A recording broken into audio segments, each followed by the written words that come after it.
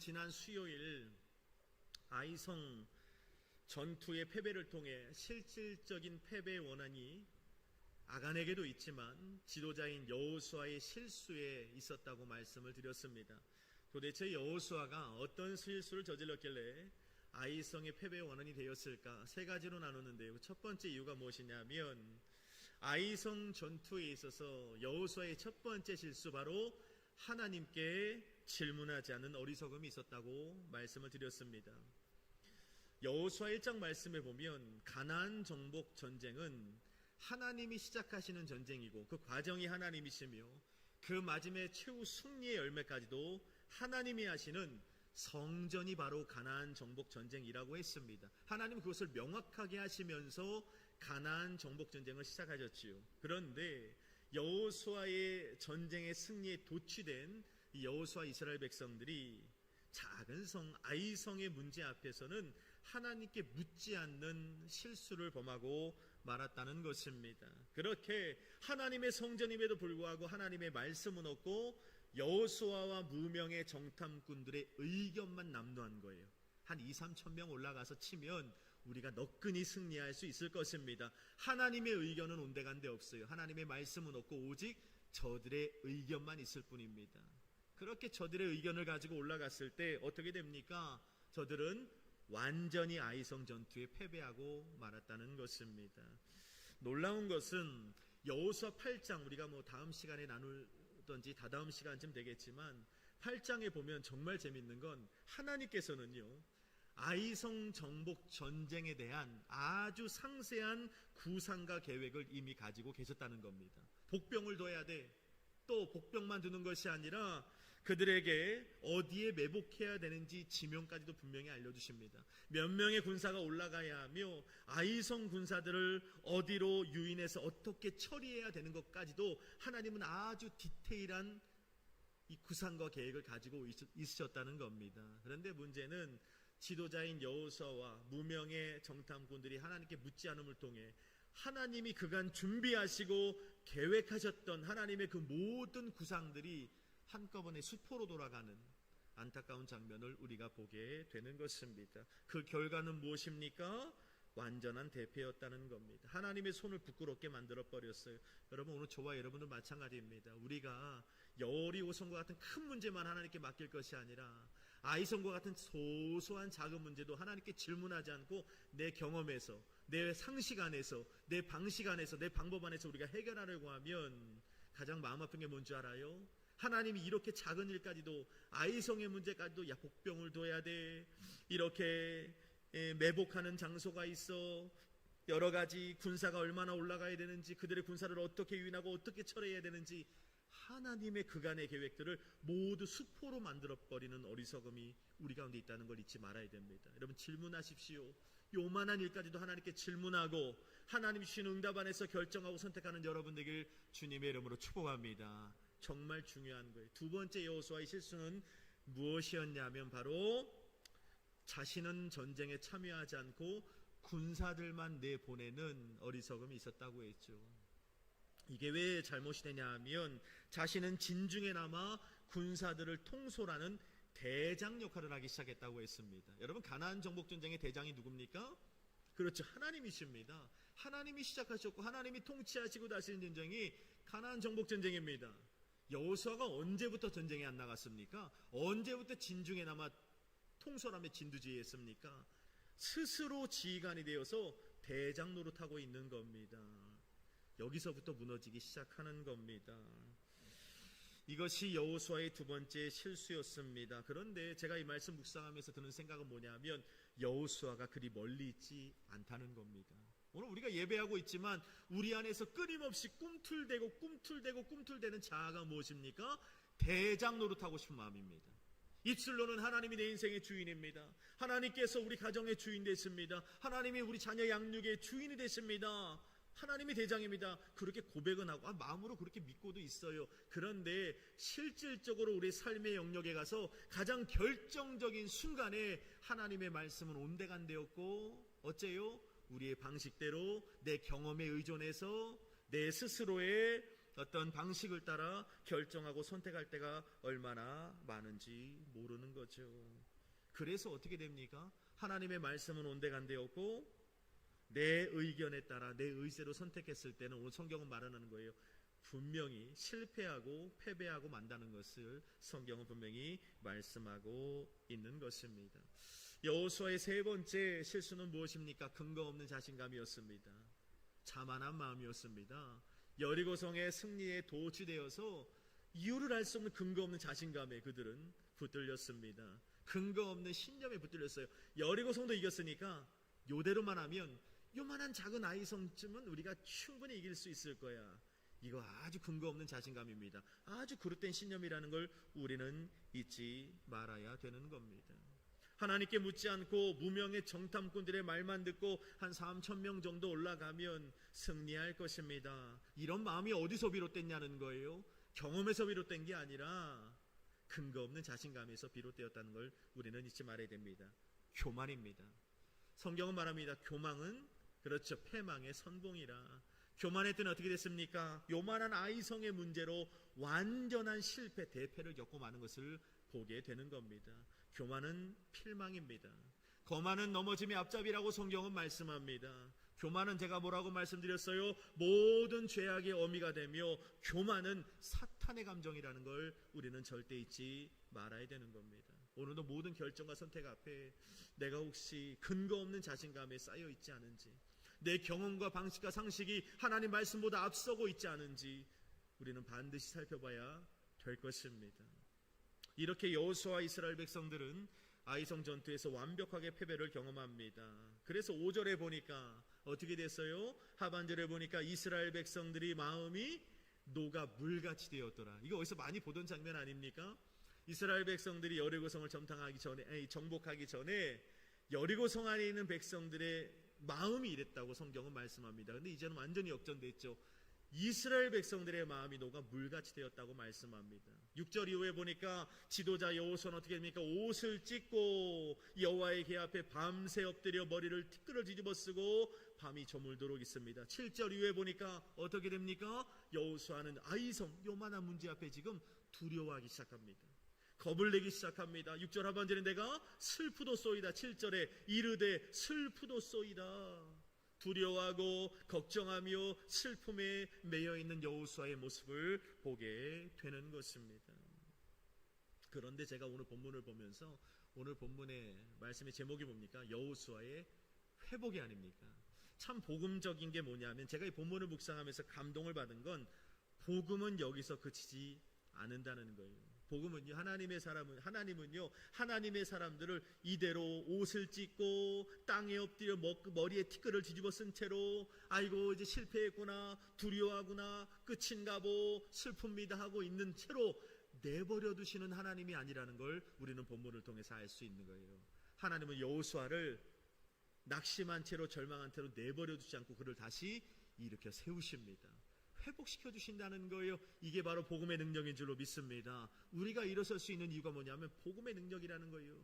예수 그리스도의 십자가의 죽으심과 그 부활의 능력, 믿음의 주시오 온전케 하시는 예수 그리스도의 십자가를 바라보면서 오늘도 우리는 다시 일으켜 세움받을 수 있는 이유가 되는 것입니다.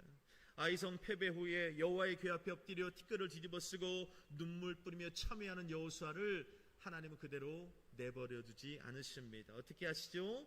여호수아를 용서하시고 용납하시고 회복시키셔서 다시 한번 이스라엘의 훌륭한 거룩한 지도자로, 거룩한 일꾼이요 도구로 이렇게 세우시는 장면을 우리는 보게 되는 겁니다. 그렇게 8장에 가서는 이제 아이성 전투가 시작이 되는데요. 놀라운 것은 여호수아가 하나님의 치유 회복을 통해 다시 이렇게 세움받고 나서 나가 싸우고 나서 어떻게 됐냐 하면 8장에 보면 아이성과의 전투에서 대승을 거두게 되는 것을 보게 됩니다. 재밌지 않나요? 동일한 장소에서 동일한 군사들을 데리고 동일한 방법으로 전쟁을 벌였는데 7장에서는 완전히 대패를 하고요, 8장에서는 완전한 승리를 이뤘다는 거예요. 물어볼게요. 여러분, 어떤 차이가 있는 걸까요? 동일한 이스라엘 백성 데리고 동일한 장소 아이성으로 가서 동일하게 싸웠어요. 그런데 7장에서는 완전히 대패를 해서 마음이 물같이 녹고 뭐 슬프도소이다 두렵습니다 이러고 있던 그들이 8장에 가서는 너무도 쉽게 단박에 그들을 무찌르고 완전히 그들을 패배시키고 승전골을 울리는 모습을 보게 됩니다. 어떤 차이가 있냐는 거예요. 한마디로 딱 함축을 하자면 바로 그겁니다. 하나님 있는 싸움과 하나님 없는 싸움의 차이라는 거예요.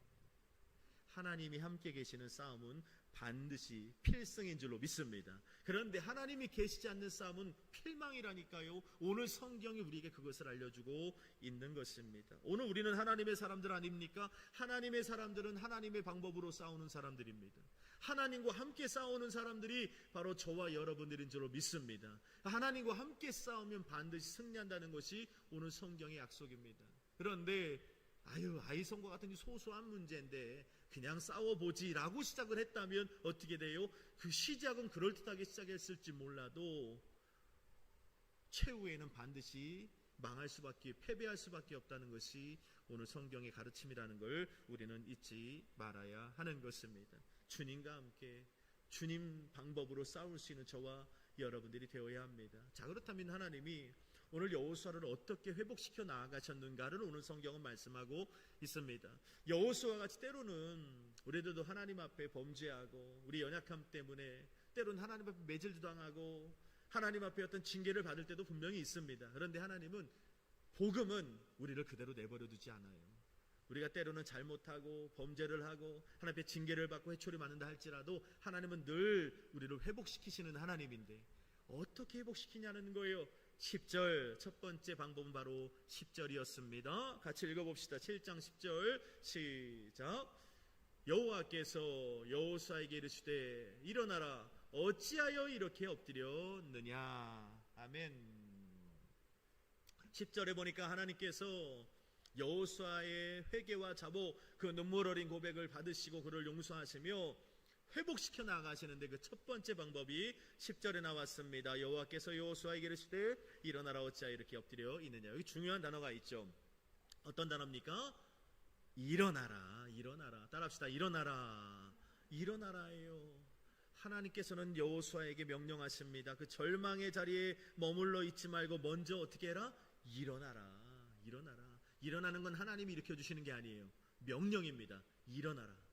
절망의 자리에 주저앉아 있지 말고 일어나라. 실패의 자리에 주저앉아 있지 말고 일어나라. 죄를 뒤집어 쓰고 티끌을 뒤집어 쓸 수는 있지만 그대로 머물러 있지 말고 일어나라.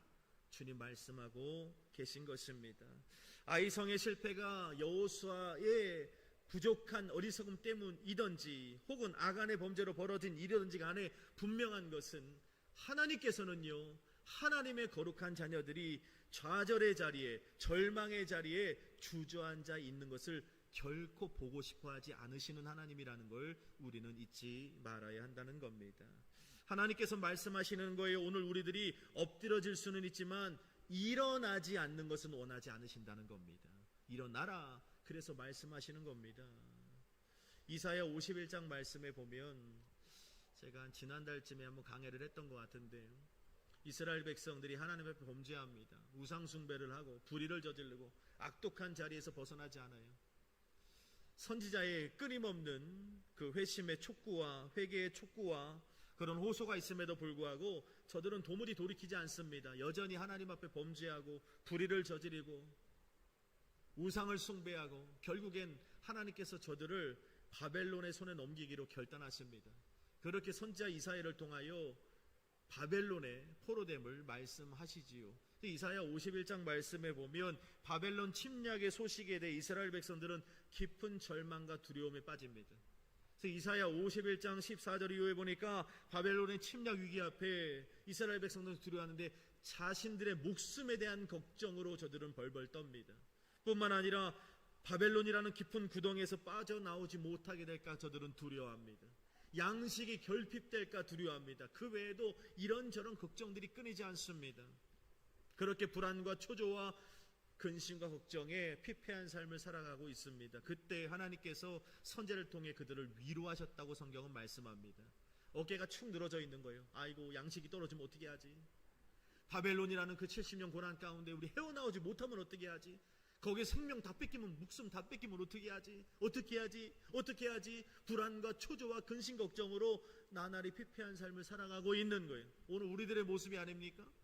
그런데 하나님께서요, 그들에게 회초리를 들으신 거잖아요. 70년의 바벨론 동안 한번 혼나야 돼 너희들은 하면서 회초리를 들으셨단 말입니다. 그러시면서 참 재밌는 건 뭐냐면, 그렇게 이사야 1장에 보면 예배도 드리지 마, 헛된 재물도 가져오지 마, 가증스러운 거 가져오지 마라, 하나님 막 이렇게 호통을 하시거든요. 근데 그게 진심이 아니에요.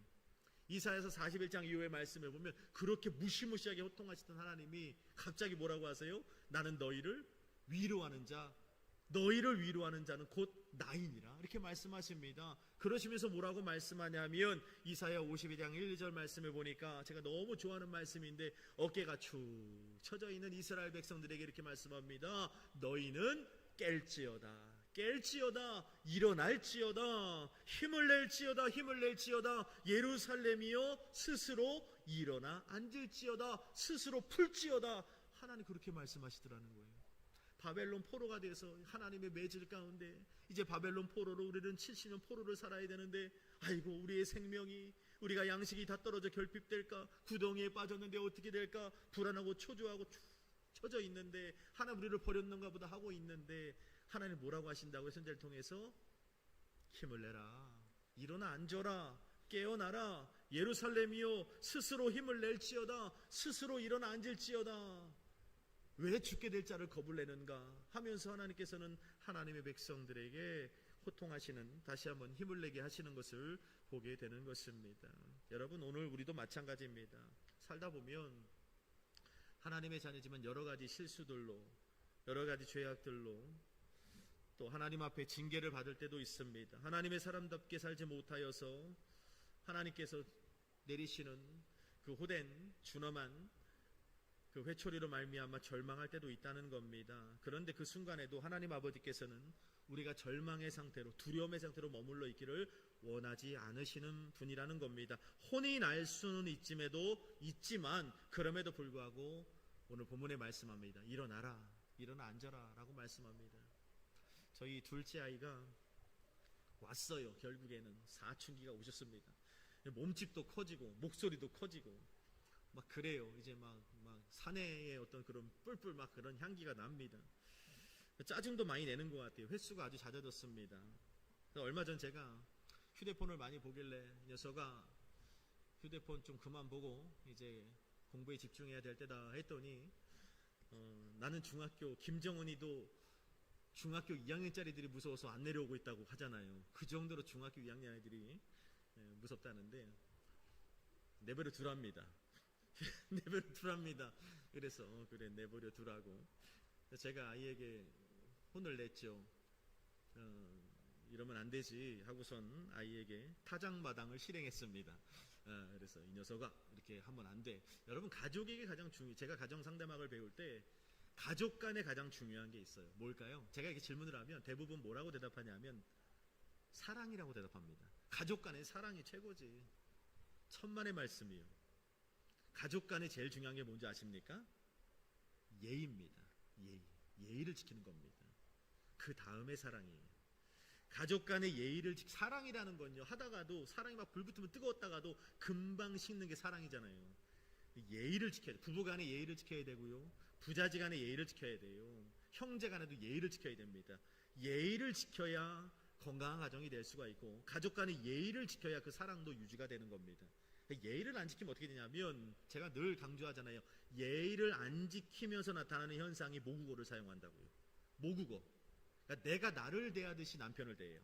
내가 나를 대하듯이 아내를 대하고, 내가 나를 대하듯이 부모를 대해요.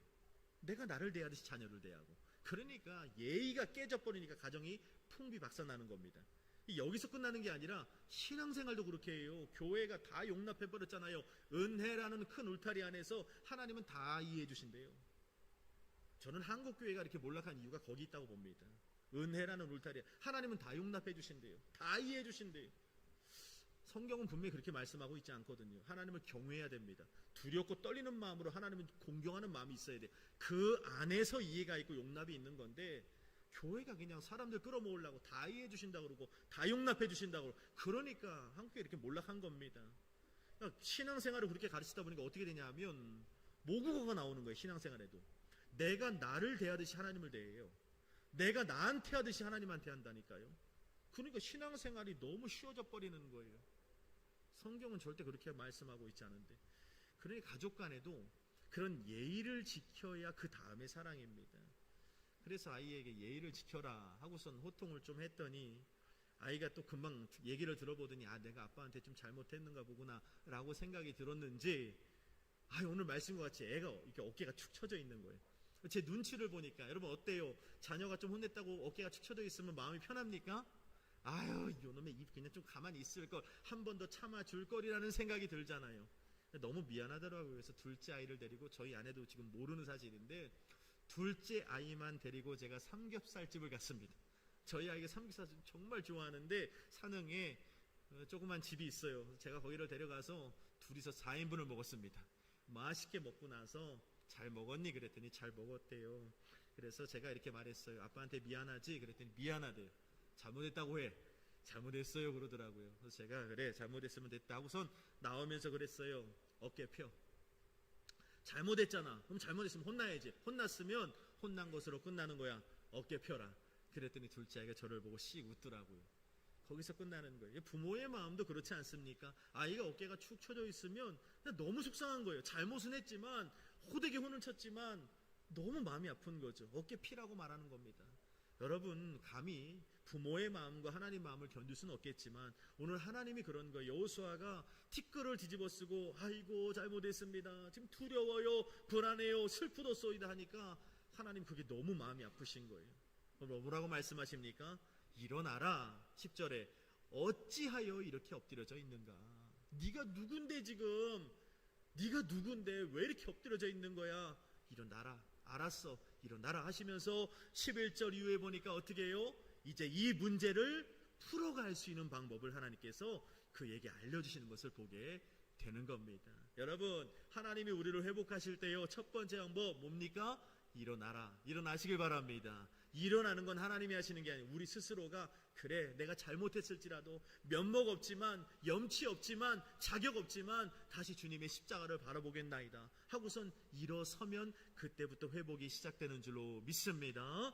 오늘 이 밤 주님 말씀하세요. 괜찮다고 하십니다. 다시 시작하자고 하십니다. 아이성 정복하자고 하십니다. 알려주시겠다고 합니다. 단 일어서는 건 우리가 해야 돼요. 일어섭시다. 두 번째 12절로 13절입니다. 읽어봅시다. 시작. 그러므로 이스라엘 자손들이 그들의 원수 앞에 능히 맞서지 못하고 그 앞에서 돌아섰나니 이는 그들도 온전히 바친 것이 됨이라. 그 온전히 바친 물건을 너희 중에서 멸하지 아니하면 내가 다시는 너희와 함께 있지 아니하리라. 너는 일어나서 백성을 거룩하게 하여 이르기를 너희는 내일을 위하여 스스로 거룩하게 하라. 이스라엘 하나님 여호와의 말씀에 이스라엘아 너희 가운데서 온전히 바친 물건이 있나니 너희가 그 온전히 바친 물건을 너희 가운데서 제하기까지는 내 원수들 앞에 능히 맞서지 못하리라. 아멘. 아주 중요한 말씀을 하십니다. 이제 하나님이 디테일한 방법, 구성하신 방법을 알려주시기 전에 승리하기 위해선 여기 분명히 말씀하죠. 내가 다시는 너희와 함께 있지 아니하리라. 뭘 제거하지 않으면? 너희 안에 있는 그 죄악성을 제거하지 않으면, 전리품들을 제거하지 않으면, 13절에도 보니까 그 온전히 바친 물건은 너희 가운데 완벽하게 제거하지 않으면 원수들 앞에 능히 맞서지 못하리라. 우리가 왜 지는 걸까요? 요만한 일 앞에서도 오늘도 왜 실패한 걸까요? 왜 오늘도 패배하고 날마다 지고 넘어지고 왜 실수하고 또 쓰러지는 걸까요? 이것 때문에 그렇습니다. 옛사람, 옛 구수, 옛 자아, 우리 안에 잊지 말아야 될 거룩하지 못한 이 불결한 것들을 완벽히 제거하지 않은 채 하나님의 약속만 믿고 그릇된 신념을 가지고 계속 도전하는 거예요. 그러니까 해결이 안 되지. 하나님 분명히 말씀하잖아요. 12절 하반절에 이거 해결하지 않으면, 멸하지 아니하면 내가 너와 함께 있지 아니하리라. 함께 안 간다는 거예요. 13절에도 이거 해결하지 않으면 네 원수들 앞에 무슨 말입니까? 못 이긴다는 거예요. 맨날 지는 거지. 맨날 져요. 맨날. 여러분 왜 오늘도 그 질문 앞에, 왜 그 문제 앞에, 그 도전 앞에 오늘도 왜 무릎 꿇으셨습니까? 왜 실패했습니까? 뻔함이 성경에 말씀하잖아요. 여러분 안에 있는 옛 자아들, 하나님 기뻐하지 아니하는 불결한 것들, 그것 제거하지 않은 채로 그저 기도하고 부르짖고 믿음으로 할 수 있다 하신 이는 나의 능력 주 하나님 아무리 외쳐도 하나님 우리 함께하지 않으십니다. 해결 안 된단 말입니다.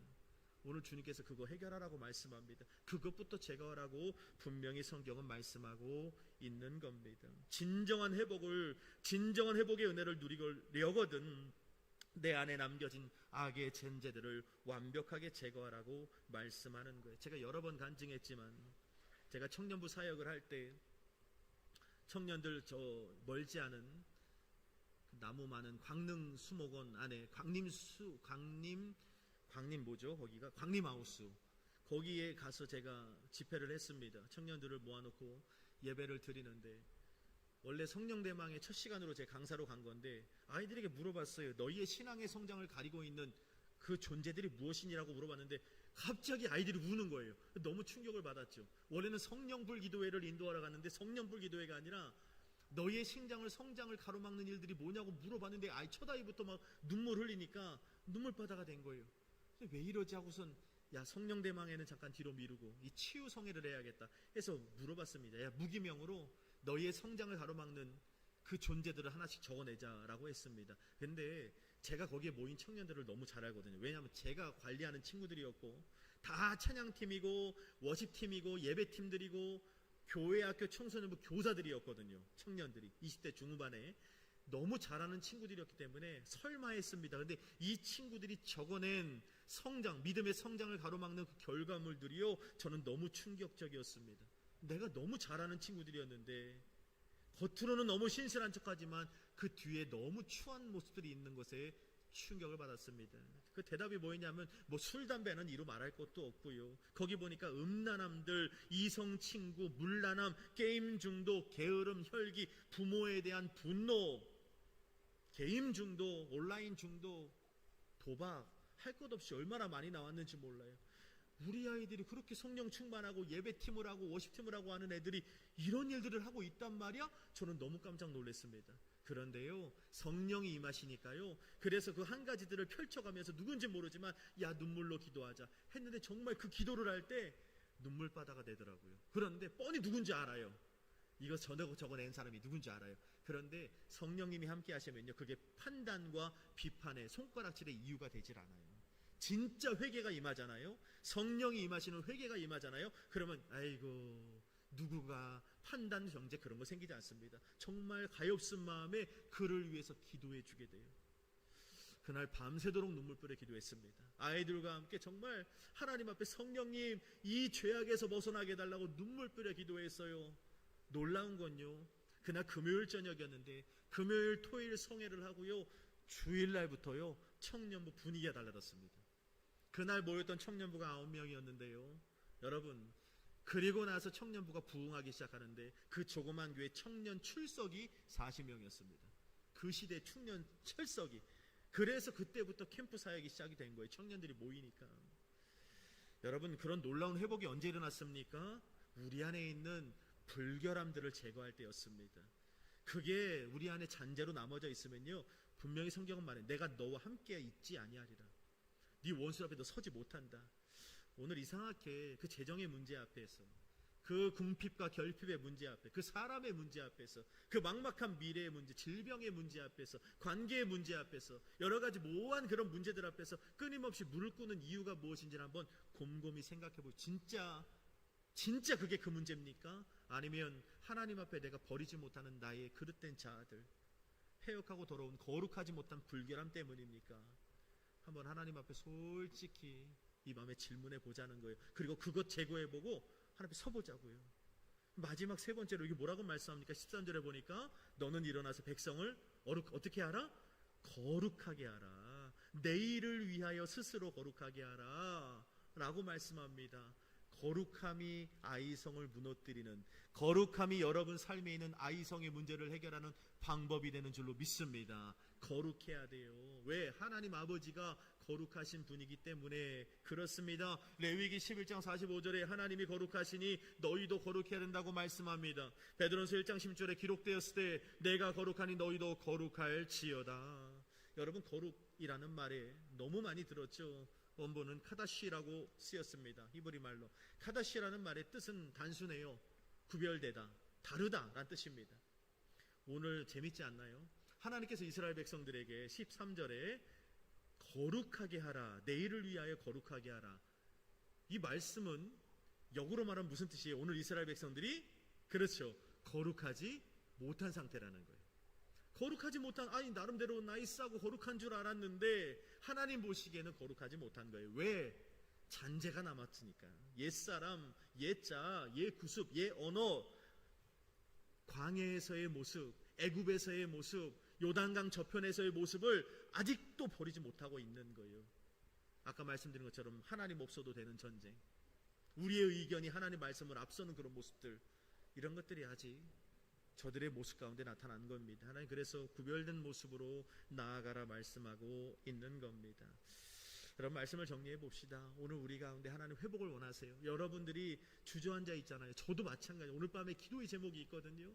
근데 주님은요, 회복시키길 원하세요. 복음은 우리를 다시 이렇게 세우길 원하는 게 그리스도 예수의 복음입니다.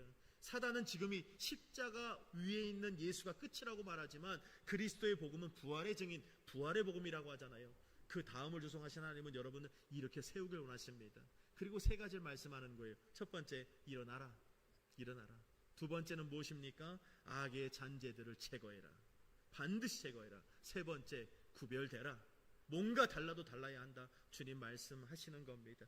이렇게 우리 안에 있는 내가 대장되고 싶은 그 마음들, 하나님께 묻지 않고 하나님의 계획을 무산시키고 싶은 그런 어리석음들, 근거 없는 신념과 근거 없는 교만한 마음들을 다 내려놓으라고 하시니 오늘 이 밤에 다 내려놓고 이제 그 작은 문제까지도 해결해 나아가시는 하나님의 그 디테일한 간섭하심을 우리 모두가 다 누리게 되기를 주님의 이름으로 마음 다해 축복합니다. 기도하겠습니다. 거룩하신